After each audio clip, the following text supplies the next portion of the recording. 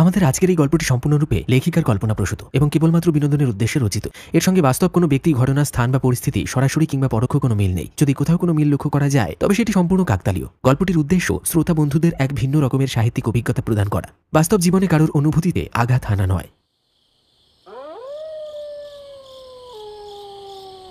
ধানেশ্বরী নদীর পাড়ের গ্রামটার উপর তখন সন্ধ্যের নরম নীলচে আঁধার নেমে এসেছে। অনেক দূরে বাঁশবনের ফাঁক দিয়ে আকাশে ক্ষীণ চাঁদ, কাদামাটির ভেজা গন্ধে বাতাস টলমল করছে। বর্ষার দিন, নদী বাড়ন্ত, চট ডুবে গেছে। ঘাসবনের মাথায় কাঁপা কাঁপা শীতল বাতাস বইছে। ধানেশ্বরীর ধার থেকে কাঁচা রাস্তা ধরে জগদীশ মালো বাড়ির পথে হাঁটছে। ডান দিকে নদীটা, তার বাঁ হাতে একটা ব্যাগ। তার ভেতর আজকেরই সদাই রয়েছে। কচি পুঁই পাতা, কাঁচা লঙ্কা, পেঁয়াজ, রসুন, নুন, তেল আর কয়েকটা শুকনো মুড়ি চিড়ে। আজ তার মহাজনের গুদামের কাজে যাওয়ার কথা ছিল না, ছুটির দিন ছিল। তবু দুপুর গড়িয়ে ডাক পড়েছিল। মহাজন খুশি হয়ে ফিরতি পথে দুটো সিকি আর একখানা টাকার নোট বাড়িয়ে দিয়েছে। সেই বাড়তি টাকায় জগদীশ বাজার থেকে ভালো মন্দ কিছু নিয়ে এসেছে। শুধু আফসোস একটাই, মাছ নেই। রাতের বাজারে মাছ ওঠে না এখানে, ভোরের হাটেই পাওয়া যায়। মনটা একটুখানি খচখচ করে। আজ বোয়ালের ঝোল হলে কি ভালোটাই না হতো। রাস্তাটা একেবারে ফাঁকা। এদিক ওদিক কেবল কাদার ঢিবি, ডোবা আর পাতা ঝরা পাটক্ষেতের ধারে জলগহ্বর। হঠাৎ ঠিক 15-20 হাত দূরে অন্ধকারের ভেতর যেন কিছু একটা ছিটকে ওঠা নড়াচড়া টের পেল জগদীশ। সে থমকে দাঁড়াল। সামনের মাটিতে থপথপ করে আওয়াজটা হচ্ছে। টর্চটা সেদিকে বাগিয়ে ধরল সে। একটা হলদেটে আলোয় কুয়াশার ধুলো ভেসে ওঠে। আলোটা সোজা পড়তেই যা দেখা গেল তা দেখে তার বুকটায় ব্যথার মতো হোঁচট খায়। রাস্তাতে কিলবিল করছে, ছটফট করছে একখানা মোটা পালিশে ঝলমলে বোয়াল। মাথাটায় প্রশস্ত কোটরের মতো চোখ, গালের গায়ে দুধ সাদা লালচে দাগ, গোঁফের মতো লম্বা সুর দুটো কাঁপছে। গুড়ির মতো কালচে পিঠ আলোয় স্যাঁত স্যাঁতে চিকচিক করছে। নিঃশ্বাসের টানে গিল খুলে আবার বন্ধ হচ্ছে। কাদামাটিতে আঁশহীন গাটা সপসপে পিচ্ছিল। ধানেশ্বরী নদী তো এখান থেকে বেশ অনেকটা দূরে। মাঝে ঝোপঝাড় ঘাস জঙ্গল পড়ে। বর্ষার জলে নদী ফুলে উঠলেও মাছ কি এমন করে নিজে থেকে রাস্তায় উঠে আসে? জগদীশের মনে সন্দেহ দোলা দেয়। সম্ভবত কেউ ধরেছিল বা কিনেছিল, গাড়ির ঝাঁকুনিতে পড়ে গেছে, কিংবা বৃষ্টির জলের জন্য নদী থেকে পুকুরের জলপথে ভেসে এসে উঠেছে। এমনটাও তো হয়। তবু ঘটনাটা কেমন যেন স্বাভাবিক নয়। এক মুহূর্ত তাকিয়ে থাকে সে, আশপাশে চোখ বোলায়। কেউ আছে কি? বাঁশবনের ভেতর ঝিঁঝির ডাকে উত্তর মেলে না। অনেক দূরে একখানা কুকুর অকারণেই ডেকে ওঠে, আবার থেমে যায়। ব্যাগটা মাটিতে রেখে জগদীশ টর্চটা বগলে আঁটে। তারপর দু হাতে কায়দা করে বোয়ালের মাথার ঠিক পেছন দিকটা চেপে ধরে। মাছটা শক্তি দেখিয়ে একবার ছটফট করে, তারপর ধরফর করে উঠতেই সে দম নিয়ে আঁকড়ে ধরে ব্যাগের মুখ ফাঁক করে ঝপাং করে ভরে দেয়। ব্যাগের মুখ চট করে বেঁধে দিতে দিতে জগদীশের চোখে কি এক শিকারী সন্তুষ্টি চকচক করে। আজ রাতেই টাটকা বোয়ালের ঝোল হবে।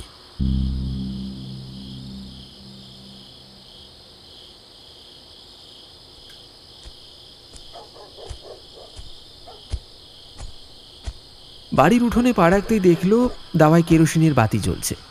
গিন্নি কাঁসার বাটি ধুতে ধুতে উঠোনের দরজায় এসে দাঁড়াতেই জগদীশ হাঁপ ছেড়ে হাসল। কই গো গিন্নি, দেখো দেখি কি নিয়ে এসেছি। ব্যাগ থেকে বোয়ালটা গড়িয়ে বেরোতেই গিন্নি চমকে হাতটা মুখে দিল। হে ভগবান, এমন বড় মাছ! আমাদের এই দুজনার ছোট সংসারে এতটা কিনে এনেছো? কত টাকা নষ্ট করলে! কেন গো, কুড়িয়ে ফেলুম? সত্যি বলছি, ওই ধানেশ্বরীর পাড়ের রাস্তাটায় পড়েছিল, কে যেন ধরেছিল, হয়তো পড়ে গেছে, ছটফট করছিল। ভাবলুম ভগবানের দান বুঝি। গিন্নির মুখের তিরস্কারের রেখা নরম হয়, চোখে একটু অবিশ্বাস আর একটু আনন্দ। বাঙালি গৃহিণী পুরনো পরিচিত সেই মিশ্র আলো। আচ্ছা, তাই যদি হয়ে থাকে তবে বসো তুমি, আমি হাঁড়ি চাপাই।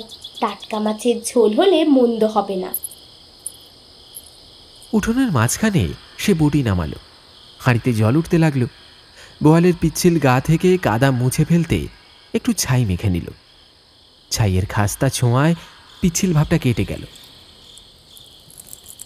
বটির ধার টেনে টেনে সে বড় বড় টুকরো করে কাটতে লাগলো। গলা খাঁজে চকচকে চর্বি স্তর, তারপর কলিজা অন্ত্র আলাদা করে রেখে দিল। চুলোর আগুনে সর্ষে তেল আর একটু ধোঁয়া উঠতেই কাঁচা লঙ্কা, পেঁয়াজ, সঙ্গে আদা রসুনের ফোড়ন আর ঘর ভর্তি গন্ধ। হলুদ, লঙ্কা, জিরে, ধনে গুঁড়োর মিশ্রণে ঝোলটা ধীরে ধীরে ঘন হলুদে পাক খেতে লাগলো। কোথাও কিঞ্চিত নুন কম, কোথাও একটু জলের দরকার। সবই গিন্নির আঙুলের অভ্যেসে মেপে নেওয়া। মাঝে মাঝে মাছের টুকরোগুলো উল্টে দিচ্ছে যাতে মাংসে মশলা ঢুকে যায়। ওদিকে জগদীশ হাত পা ধুয়ে ধুতি পাল্টে খাটিয়ায় বসে খবরের কাগজ খুলে বসেছে। এমন সময় বাইরে হঠাৎ করে ঝমঝম করে বৃষ্টি নামল। উঠোনে জমে থাকা জলে গন্ডুসের মতো বুদবুদ।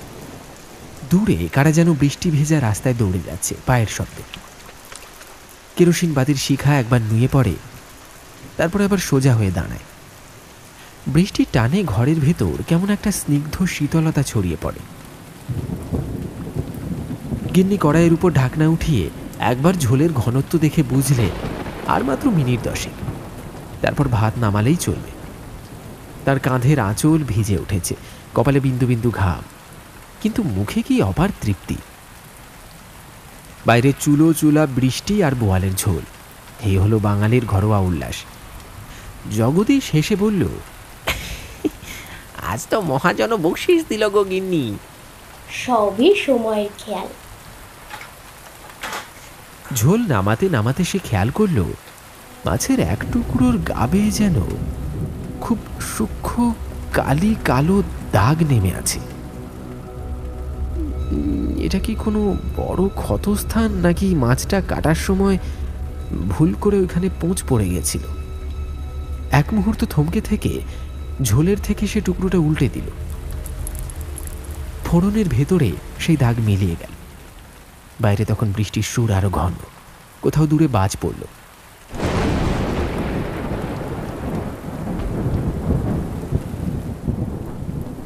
খেতে বসার মুহূর্তে বারান্দার বাঁশের বেড়ায় হঠাৎ কেমন এক যেন এক সুরে জল পড়ার টুপটাপ শব্দ থেমে গিয়ে আবার শুরু হলো।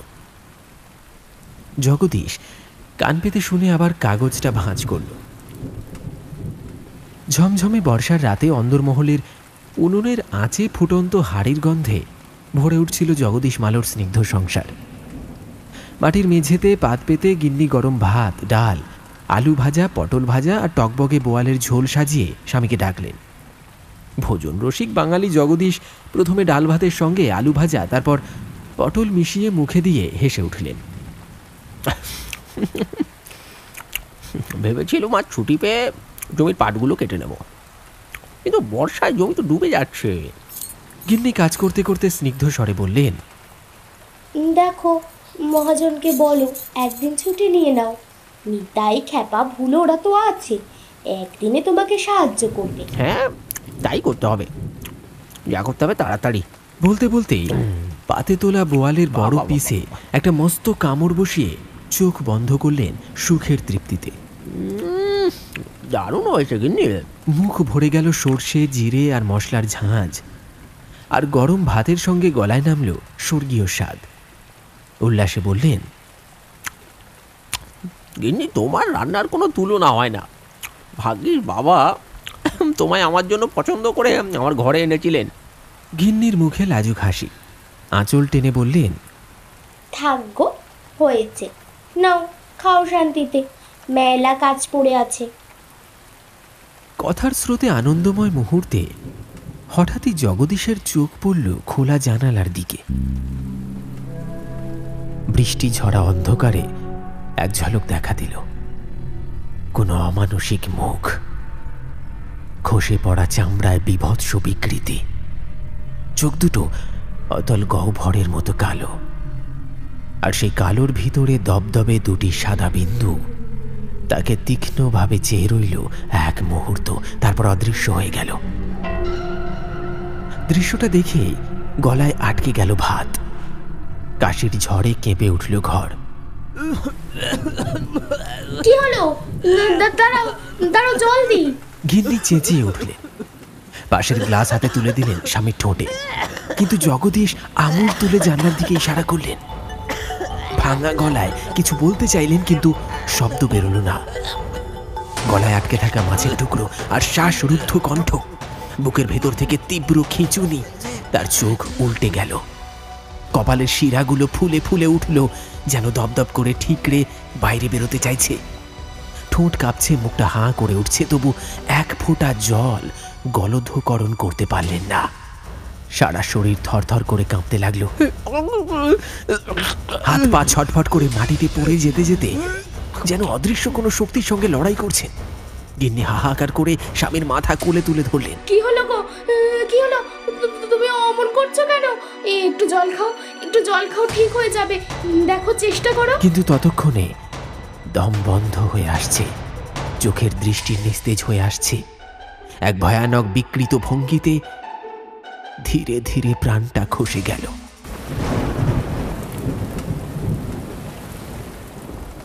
মুহূর্তের মধ্যেই চিৎকারে কেঁপে উঠল সারা বাড়ি।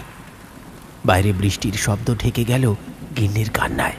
হায় গো, হায় গো, আমার কি হয়ে গেল? কে কোথায় আছো? প্রতিবেশীরা দৌড়ে এলেন।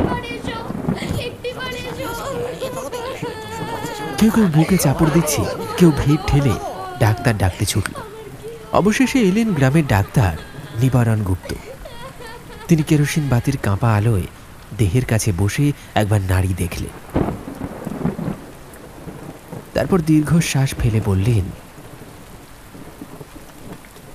হ্যাঁ, শেষ, জগদীশবাবু আর নেই। ঘর ভর্তি লোকজন নিঃশব্দ হয়ে গেল। বাইরে তখনও ধানেশ্বরীর বাতাসে ঝমঝমে বর্ষার সঙ্গীত।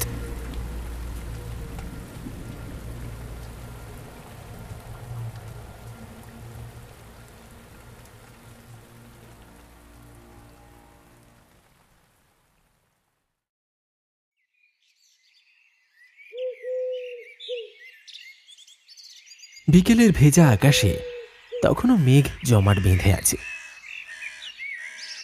বাঁশ ঝাড়ের ফাঁক গলে ভেসে আসছে স্যাঁতস্যাঁতে বাতাস। কইরে রতন, বাইরে বেরিয়ে আয়। টাকা নিয়েছিস, শোধ করতে না পেরে এখন ইন্দুরের মতো গর্তে ঢুকেছিস। যদি জানতুম তোর বাপ বেটা এমনি হবে, তবে এক করিও ধার দিতাম না। কথার ঝাঁঝে সারা উঠোন যেন কেঁপে উঠল। মাটির দেওয়ালের অন্ধকার ঘর থেকে কাঁপা হাতে দরজা ঠেলে বেরিয়ে এলো রতন।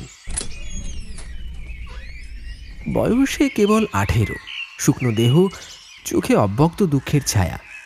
মাথা নিচু করে একেবারে নম্র স্বরে বলল, আর 2 সপ্তাহ সময় দিন কাকু, আমি কথা দিচ্ছি আপনার সমস্ত টাকা সুদে আসলে শোধ করে দেব। শোধ করে দিবি না ছাই? তুই আর তোর বাপ বললি সেদিন মাছ বেচে 2 সপ্তাহে সব টাকা মিটিয়ে দেবে। সেই তো 2 মাস হয়ে গেল, অর্ধেকটাও পারলি না। এর মধ্যে তোর বাপটা অকালে মরল বটে, কিন্তু নবকুমার লোকটা ভালো ছিল। সে বেঁচে থাকলে হয়তো সত্যি শোধ দিত। এখন তুই তার ছেলে, কেমন মানুষ হবি কে জানে। কথাগুলো হাড় ভেদ করে যাওয়া শীতল টিপ্পনির মতো আঘাত করল রতনের বুকের ভেতর। ছেলেটি নির্বাক দাঁড়িয়ে রইল। ত্রিলোচনবাবু হঠাৎ নাক কুঁচকে চারিদিকে তাকালেন। এই বাড়িতে মাছ শুকিয়ে শুটকি করছিস নাকি? কেমন পচা পচা গন্ধ বেরোচ্ছে চারদিক থেকে। কই না তো। কি জানি বাবা, একটু পরিষ্কার পরিচ্ছন্ন ভাবে থাকিস। নইলে একদিন দেখিস তোদের বাড়িতে ঢুকতেও ইচ্ছে করবে না কারো। যাই হোক, কথাটা কানে গেল তো?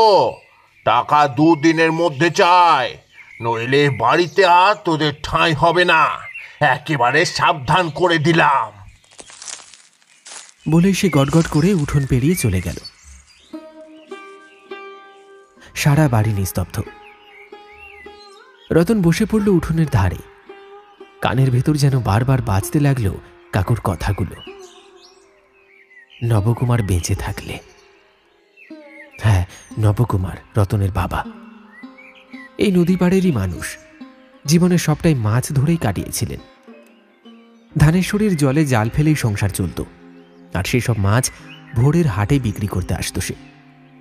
সেদিনও বেরিয়েছিল কয়েকটা টাকা বেশি রোজগারের আশায় রাতের আঁধারেই। তখন বর্ষার জল ফুলে ফেঁপে নদী রাক্ষসে আকার নিয়েছে। রতনকে বলেছিল, আজ তুই রাতে তোর মায়ের কাছে ঘরে থাক, আমি একা সামলে নেবক্ষণ। কিন্তু সেই দিনই ঘন অন্ধকারে দুকুল ছাপিয়ে নদীর স্রোতে বাবা আর ফেরেনি। 3 দিন পর তার ফুলে ওঠা মৃতদেহ ভেসে উঠল চিলাইনগর গ্রামের বাঁশ বনের ধারে। সেই দৃশ্যটা মনে পড়তেই রতনের চোখ ছলছল করে উঠল।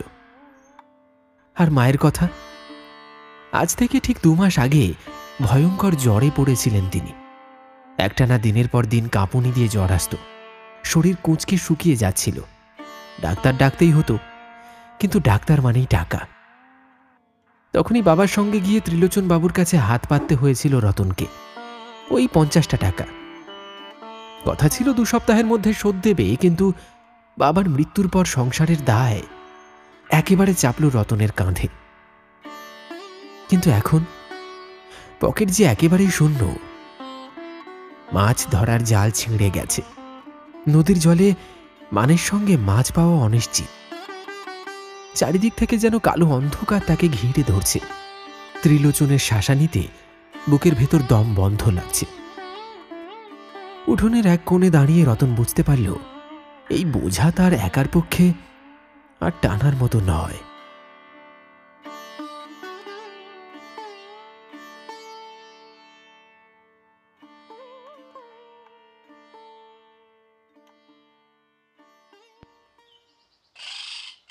এদিকে জগদীশ মালুর মৃত্যুর পর 2 দিন কেটে গেছে। সেই ছোট্ট সংসারে আজ তার গিন্নি কদলী দেবী ছাড়া কেউ নেই। তিনি দাওয়ায় বসে আছেন এলোমেলো চুলে। পরনের সাদা শাড়ির আঁচল মাটিতে লুটোচ্ছে। চোখ দুটো স্থির হয়ে আছে আকাশের দিকে, যেন নিঃশব্দে কাউকে খুঁজছেন। রান্নাঘরে তখনও পড়ে আছে সেই কড়াইটা, যেটায় বোয়ালের ঝোল রান্না হয়েছিল। তরকারিটা এখন পচে ভয়ঙ্কর দুর্গন্ধ ছড়াচ্ছে চারিদিকে। কদলী এই 2 দিন মুখে কিছুই তোলেনি। ক্ষুধাও যেন মরে গেছে। তবে দুর্গন্ধটা এতটাই তীব্র হয়ে উঠেছে যে আশেপাশের কারণ নাক পর্যন্ত পৌঁছলে লজ্জা হবে, এই ভেবে তিনি দাঁড়ালেন। তারপর ধীরে ধীরে হেঁটে গেলেন রান্নাঘরের দিকে। কড়াইটা হাতে তুলে নিলেন। গরমে নষ্ট হয়ে যাওয়া মাছের ঝোল যেন রক্তাক্ত কাদার মতো একরকম ঘন হয়ে আছে, আর তার ভেতরে ভেসে আছে মাছের মাথা। কিন্তু হঠাৎই চোখে পড়ল ওই মাথাটা যেন আর সাধারণ 5টা মাছের মাথার মতো নয়। গোল চোখের জায়গাটায় যেন ভাসছে একেবারে জীবন্ত মানুষের চোখ। জল জ্যান্ত কারোর দৃষ্টি পাথরের মতো স্থির হয়ে তাকিয়ে আছে কদলীর চোখের গভীরে। কদলী কয়েক মুহূর্ত সেই দৃষ্টিতে বন্দী হয়ে গেল, যেন মন্ত্রমুগ্ধ। আর তারপর মনে হলো সেই চোখ হঠাৎ মৃদু হাসছে। মুখের ভেতর জমাট বাঁধা ভয়ের শিহরণ ছড়িয়ে গেল কদলীর শরীরে। তিনি বড় বড় চোখ মেলে তাকিয়ে রইলেন কিছুক্ষণ। তারপর হঠাৎ বাস্তবে ফিরে এলো। প্রবল ঘৃণা আর রাগে কাঁপতে কাঁপতে কড়াইটা নিয়ে তিনি বেরিয়ে গেলেন বাড়ির পেছনের জঙ্গলের দিকে, আর এক ঝটকায় ফেলে দিলেন। মনে পড়ল এই মাছ খেতে গিয়ে প্রাণ গেল তার স্বামীর। দাঁতে দাঁত চেপে ফুঁসতে ফুঁসতে কড়াইটার দিকে শেষবার তাকালেন, যেন অভিশাপ ছুঁড়লেন তার দিকে। তারপর ঘরে ফিরে এসে আবার দাওয়ায় বসে পড়লেন। আকাশের দিকে নির্বাক চোখে তাকিয়ে রইলেন, যেন মৃত স্বামীর আত্মাকে খুঁজে ফিরছেন আকাশের অনন্ততায়।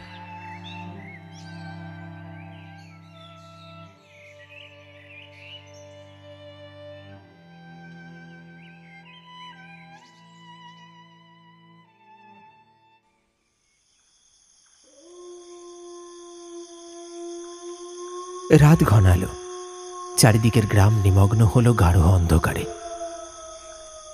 সে সময় নদীতে ছোট নৌকাটা নিয়ে মাছ ধরতে বেরিয়েছিল রতন, বাবা নবকুমারের শেষ সম্বল। কাঠের পুরনো নৌকাটা এখনো তাকে বাঁচিয়ে রেখেছে। অবশ্য সেদিন বেশ কিছু মাছও উঠেছিল জালে। হাঁড়িতে তুলে মাথায় করে ফিরছিল সে রাতে। কিন্তু হাঁটতে হাঁটতে যখন কদলিদের বাড়ির সামনে এসে পৌঁছল, তখন হঠাৎ তার পা থেমে গেল। তার কানে ভেসে এলো এক অদ্ভুত শব্দ, মহিলাদের গোঙানির মতো কান্না, যেন কেউ ভেতরে বসে বুক চাপড়ে শোক করছে।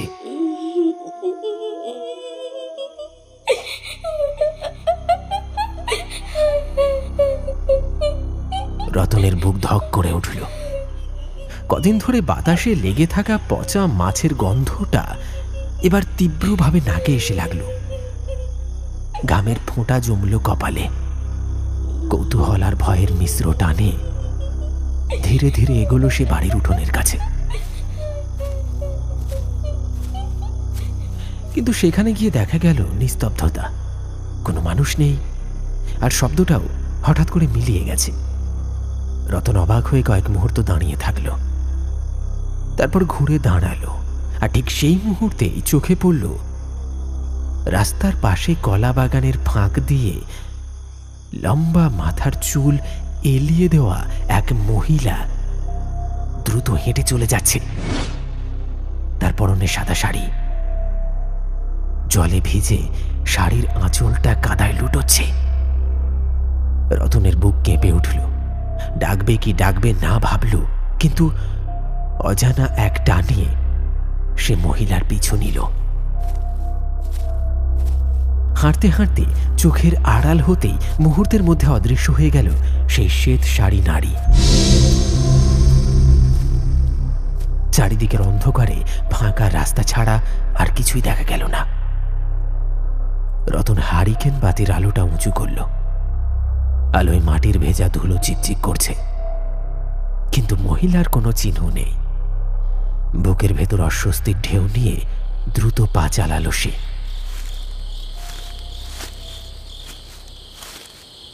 কিন্তু বাড়ি পৌঁছানোর আগেই নতুন এক ভয়াবহতা।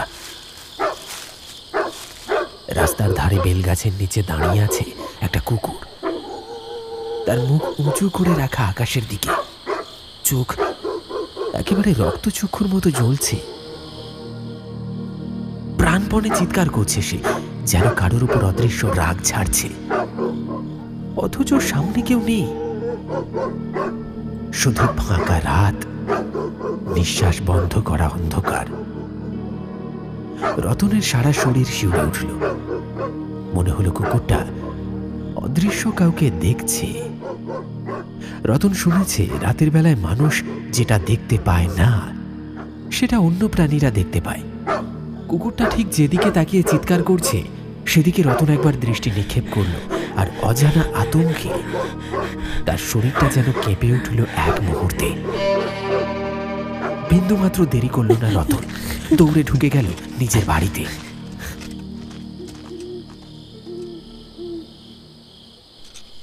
উঠোনে শুকনো পাটকাঠি জ্বালিয়ে নিজের শরীরটা আগুনে সেঁকে নিল। তারপর মাছ ভর্তি হাঁড়িটা বাইরে রান্নাঘরের দাওয়ায় নিয়ে গিয়ে একটা বাঁশের সঙ্গে ঝুলন্ত মইয়ের ওপর তুলে রাখল।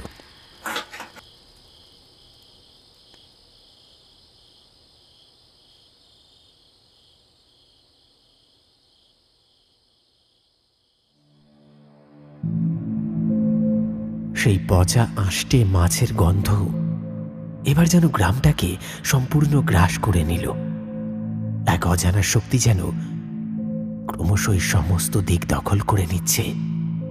যে গন্ধ একসময় কেবল কদলির বাড়ির উঠোন পর্যন্ত সীমাবদ্ধ ছিল, এখন তা ছড়িয়ে পড়েছে প্রত্যেক ঘরে, প্রত্যেক উঠোনে। বাতাসে হঠাৎ করেই গন্ধটা তীব্র হয়ে ওঠে, যেন শ্বাস নিতেই বুকের ভেতর বমি বমি ভাব পায়। গ্রামের বহু বাড়িতে হাঁস মুরগি উধাও।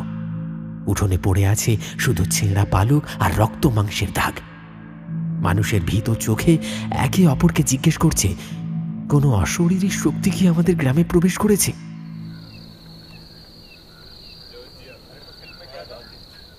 সন্ধ্যের আড্ডায় গোপাল খুড়োর চায়ের দোকানে আলোচনা আরো উত্তপ্ত হয়ে উঠল।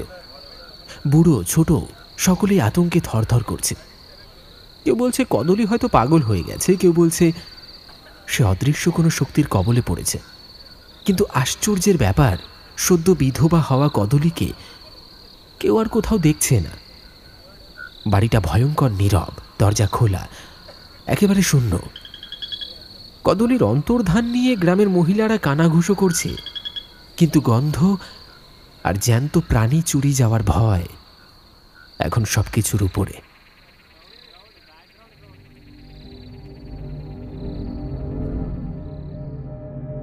শনিবার দুপুরে একদল গ্রামবাসী ধরে নিয়ে এলো ভদ্রনাথ গোসাইকে। তিনি পুরনো দিনের তান্ত্রিক, একসময় শ্মশান কাণ্ডে উপস্থিত থেকেছে। লোকেরা তাকে বাধ্য করল এক বিশেষ গাছের নিচে তন্ত্রকর্ম করতে। গাছের তলায় মাটিতে লাল রঙের আঁক কেটে তিনি আসন পাতলেন। পাশে জ্বালালেন সর্ষের তেলের প্রদীপ, ধূপ, আর আগুনে ছুড়লেন শুকনো নিম পাতা। মন্ত্রোচ্চারণে তার কণ্ঠ কেঁপে উঠছিল। একসময় তিনি সর্ষে, নুন, মরিচ নিয়ে মাটিতে ছুঁড়লেন, যেন অদৃশ্য শত্রুর বাঁধন কেটে দেওয়া হবে। গ্রামবাসীরা সশব্দে বলে ওঠে, কিন্তু তাতে কোনো ফল মিলল না। বাতাসে গন্ধ আরো তীব্র হল। এমনকি ভদ্রনাথ গোসাইয়ের হাতের প্রদীপ হঠাৎ করে নিভে গেল। গ্রামবাসীরা শিউরে উঠে পিছিয়ে গেল। অনেকেই বলল, এ শক্তি মানুষে বশ মানানো যাবে না।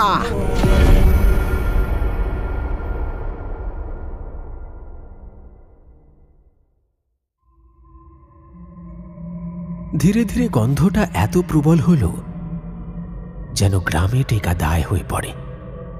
লোকজন বাজার যেতে চাইছে না, বহিরাগতরা আসতে ভয় পাচ্ছে।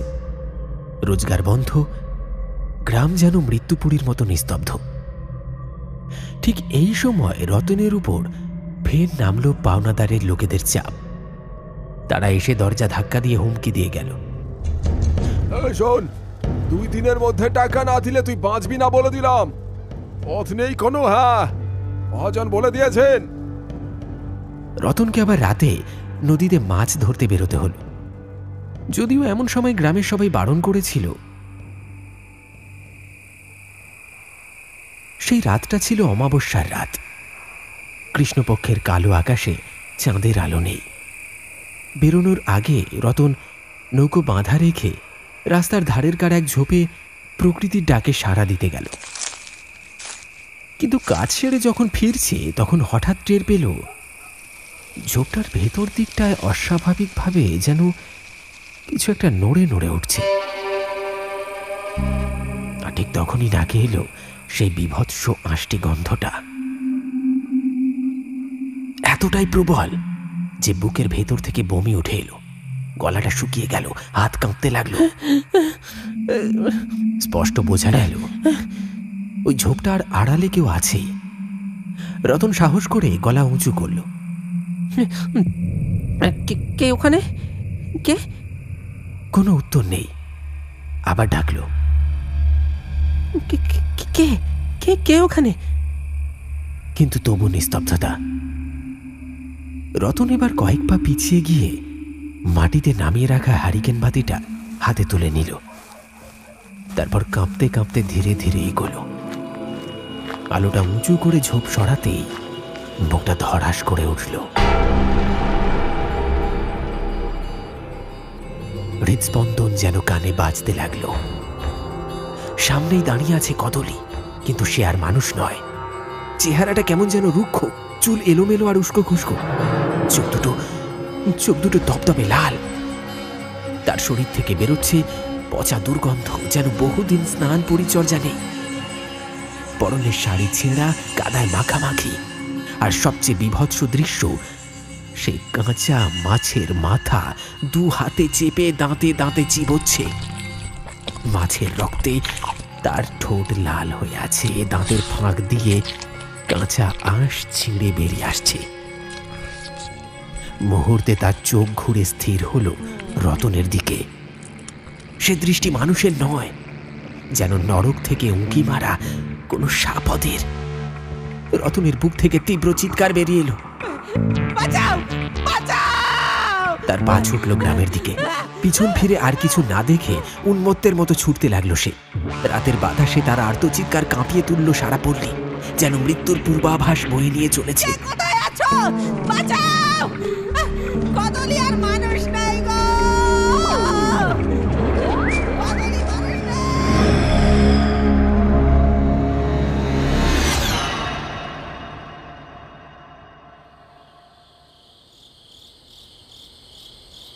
রাত তখন মধ্যরাত্রির দিকে গড়িয়েছে। আকাশ জুড়ে ঘন কালো মেঘ। আর তারই মধ্যে গ্রামের কিছু যুবক, দু একজন নারী আর কয়েকজন প্রবীণ সাহস করে নদীর ধারে চলে এলো, যেখানে রতনের নৌকোটা বাঁধা। রতনের চিৎকারে তারা আঁতকে উঠেছিল। আর আজ তারা প্রত্যক্ষ করল সত্যি কতটা বিভীষিকাময়। নদীর ধারের ধুলো মাখা মাটিতে হাত পা ছড়িয়ে বসে আছে কদলি। তার এলোমেলো চুল মুখ ঢেকে ফেলেছে। শরীর থেকে আসছে পচা মাছের তীব্র গন্ধ। শাড়িটা কাদায় মাখামাখি, ঠোঁটে লেগে আছে মাছের আঁশ আর রক্ত। মুখটা শুকনো, চোখ দুটো অস্বাভাবিক উজ্জ্বল, যেন তার ভেতর অন্য কারোর বাস। উপস্থিত সকলে আতঙ্কে স্তব্ধ, কেউ এগোতে পারছে না। মাতব্বর নিমাইকুণ্ড সাহস করে এক পা বাড়িয়ে গলাটা কাঁপিয়ে বলল, কদলি, কি দশা হয়েছে তোর? এত রাতে এখানে কি করছিস তুই? হ্যাঁ, এই কদলি। কদলি আস্তে আস্তে মুখটা তুলল, কিন্তু সম্পূর্ণ নয়। মাথাটা নিচু রইল। কেবল চোখ দুটো অস্বাভাবিক ভঙ্গিতে উল্টে নিমাইকুণ্ডুর দিকে তাকালো। আর সেই দৃষ্টি দেখে সকলের বুক হিম হয়ে গেল। তারপর ঠোঁটের কোণে এক বিকৃত হাসি ফুটে উঠল, আর কণ্ঠস্বর বেরোলো নারী আর পুরুষের মিলিত এক অদ্ভুত সুরে। নবকুমার দুর্ঘটনায় মারা যায়নি, ওকে খুন করা হয়েছে। কথাটা শুনে ভিড়ের মধ্যে শোরগোল উঠল। নিমাইকুণ্ডুরও বুক কেঁপে উঠল, গলাটা শুকিয়ে গেল। কি বলতে চাস তুই? হ্যাঁ, কে তুই? কে?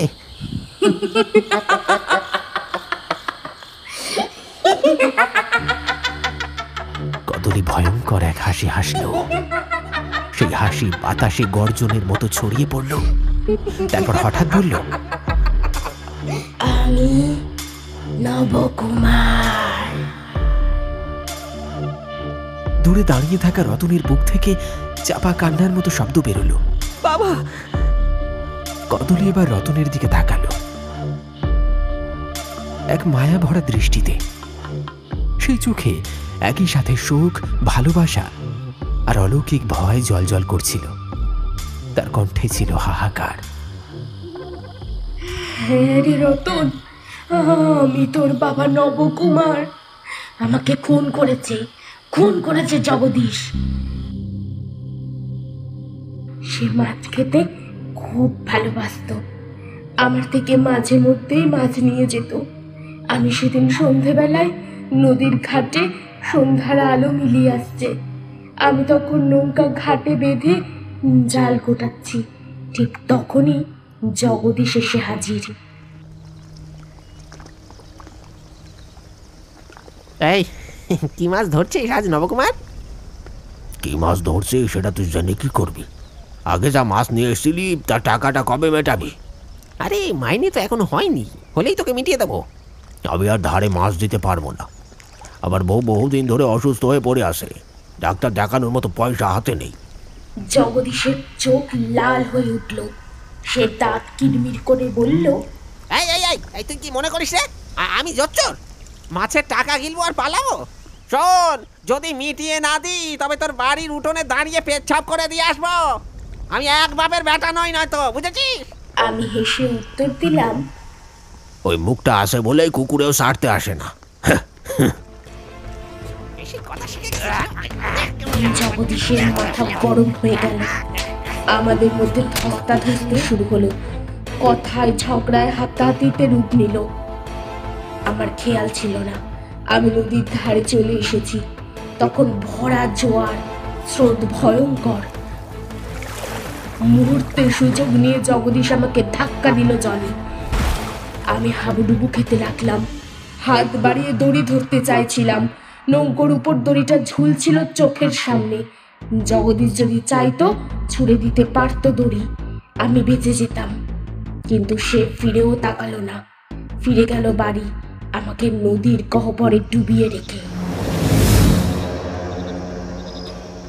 কদলের গলা থেকে ভেসে এলো কর্কশ অথচ বেদনা ভরা স্বর। তাই আমি প্রতিশোধ নিতে ফিরে এসেছি।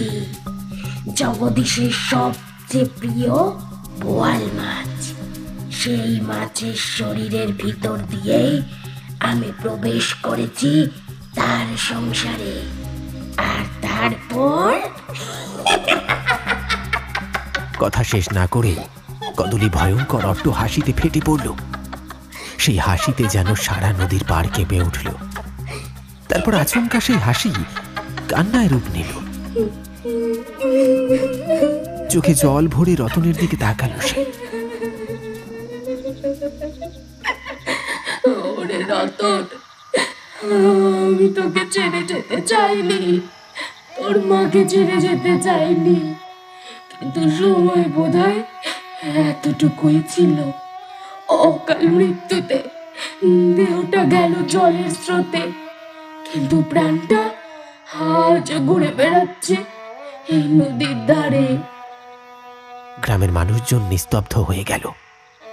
রাতের বাতাসে ভেসে আসা সেই কান্না আর পচা মাছের গন্ধ যেন মিশে এক অদ্ভুত শোক আর ভয়ের আবহ তৈরি করল। কেউ সাহস পেল না এগোতে। কেবল রতনের চোখ থেকে টপটপ করে অশ্রু গড়িয়ে পড়ল। আর চারপাশের বাতাস যেন আরো ঘন অন্ধকারে ঢেকে গেল। নদীর ধারের সেই ভয়াল দৃশ্যের মধ্যে হঠাৎ নিস্তব্ধতা নেমে এলো। সেই মুহূর্তে হঠাৎই রতনের গলা থেকে বেরোল এক অচেনা কণ্ঠস্বর, গভীর, কর্কশ অথচ শোক ভরা। উপস্থিত সকলে চমকে উঠল। তারা দেখল রতনের ঠোঁট কাঁপছে, চোখ দুটো অস্বাভাবিকভাবে উল্টে গেছে, কিন্তু কথা বেরোচ্ছে যেন তার নিজের কণ্ঠের থেকে নয়। ওটা যেন জগদীশের আত্মার কণ্ঠস্বর। কদলি, পারলে আমায় ক্ষমা করে দিও, আমি ভুল করেছি। সত্যি নবকুমারের মৃত্যুর জন্য আমি দায়ী। সেদিন যদি আমি চাইতাম নদীর চালে দড়িটা ছুঁড়ে দিতাম, ও বেঁচে যেত, সংসারটা ছাড়খাড় হতো না। কিন্তু আমি সেটা করিনি। আমার হিংসা, আমার ক্রোধ, সবকিছু মিলে আমি তাকে মৃত্যুর মুখে ঠেলে দিলাম। আজ আজ তার সাথেই আমার সংসারটা ভেঙে ছাড়খাড় হয়ে গেছে। আমিও শান্তি পাইনি। আমি আর কিছু চাই না, কিছু চাই না, শুধু নবকুমারের কাছে ক্ষমা চাই। আমায় ক্ষমা করো ভাই। আমার এই পাপ যেন তোমার আত্মার বোঝা না হয়ে থাকে। আমায় ক্ষমা করে দাও। জগদীশের এই স্বীকারোক্তি শুনে গ্রামের মানুষের বুক কেঁপে উঠল। ভয় আর বিষাদের মিশ্রণে কারোর চোখে জল, কারোর মুখ শুকিয়ে গেল। আরেকদিকে কদলের শরীর হঠাৎ কাঁপতে লাগলো। তার চোখ দিয়ে অঝোর অশ্রু গড়াতে লাগলো, কিন্তু তার মুখ দিয়ে বেরোলো করুণ স্বর, রতন, আমার সন্তান, আমি তোকে ছেড়ে যেতে চাইনি, তোমার মাকে ফেলে যেতে চাইনি, কিন্তু সময় আমাকে গ্রাস করলো। তবু আজ মনে হচ্ছে বোঝাটা নামলো। আজ আমি শান্তি পাচ্ছি।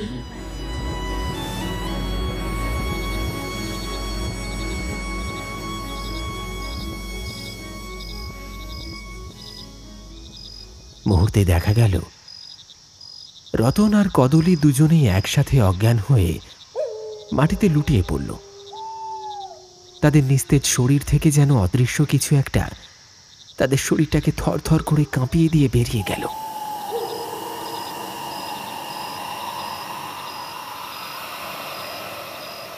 এক এমন দৃশ্য যে না দেখবে সে বোধহয় বিশ্বাস করতে চাইবে না, আর যে দেখবে ভয়ে তার বুকের পাটা বরফের মতো ঠান্ডা হয়ে যাবে। অদ্ভুতভাবে সেই মুহূর্ত থেকে গ্রামের বাতাসে আর কোনো পচা আষ্টে গন্ধ রইল না। সেই মাছের আষ্টে দুর্গন্ধটা সব মিলিয়ে হাওয়াটা যেন পরিষ্কার হয়ে গেল। মাটিতে শুয়ে থাকা রতন আর কদলের নিঃশ্বাস তখনও চলছিল, কিন্তু তারা গভীর অচেতন। ভিড়ের মধ্যে কেউ কেউ কেঁদে উঠল, কেউ প্রার্থনা করল ঈশ্বরের কাছে। মাতব্বর নিমাই কুণ্ডুর চোখ ভিজে গেল। সে ফিসফিস করে বলল, শান্তি পেল তারা, শান্তি পেল।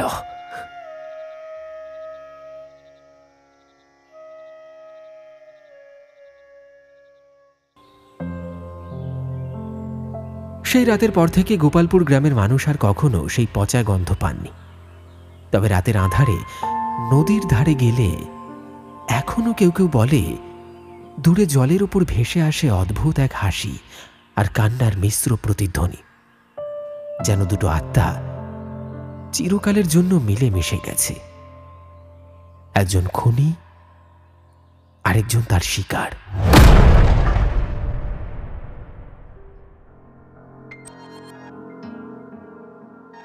শুনলেন গ্রামে আষ্টে গন্ধ। আমাদের আজকের নিবেদনের এই গল্পটি আপনার কেমন লাগলো অবশ্যই কমেন্টে লিখে জানাতে ভুলবেন না। যদি আপনি মনোযোগ সহকারে গল্পটি শুনে থাকেন তাহলে আজও এই গল্পের মধ্যে থেকে থাকছে আপনার জন্য একটি প্রশ্ন। আচ্ছা বলুন তো, নবকুমারের মৃতদেহটা জলে ভাসতে ভাসতে যেখানে গিয়ে আটকে ছিল সেই জায়গাটার নাম কি ছিল? প্রশ্নের সঠিক উত্তর আপনার পুরো নামের সঙ্গে অবশ্যই কমেন্টে লিখে জানাতে ভুলবেন না। তাহলে চলুন একবার ঝটপট দেখে নিই আমাদের গত এপিসোডে কারা কারা সঠিক প্রশ্নের উত্তর লিখে কমেন্ট করেছিলেন। সঠিক উত্তর দিয়েছিলেন শেখ সাহারুল, শেখ মনোয়ার, বিজয় দাস, শেখ হাসান, সালমান, সৌভিক মুখোপাধ্যায়, শেখ মুর্শিদ আহমদ, হেমন্ত মণ্ডল, সুষমা মণ্ডল, শঙ্কর মণ্ডল, রুমা পাণ্ডে, মমতা গোস্বামী, ইমরান সর্দার, জসিমউদ্দিন, অরূপ নাথ, আরোহী নাথ, রাকিবুল আলী, রত্না সরকার, গিয়াস, রোজিনা, রিয়াসা, বিট্টু মোল্লা, রনি দাস, অনুষ্কা সরকার, জান্নাতুল ত্রৈশী এবং মোহাম্মদ আফজাল। আপনাদের প্রত্যেককে অনেক অনেক ধন্যবাদ জানাই আমাদের গল্পগুলি নিয়মিত শোনার জন্য। আজকের মতো এপিসোড এখানে শেষ করা যাক, আবার দেখা হবে আগামী পর্বে। ততক্ষণের জন্য সকলে খুব ভালো থাকবেন, সুস্থ থাকবেন। ধন্যবাদ।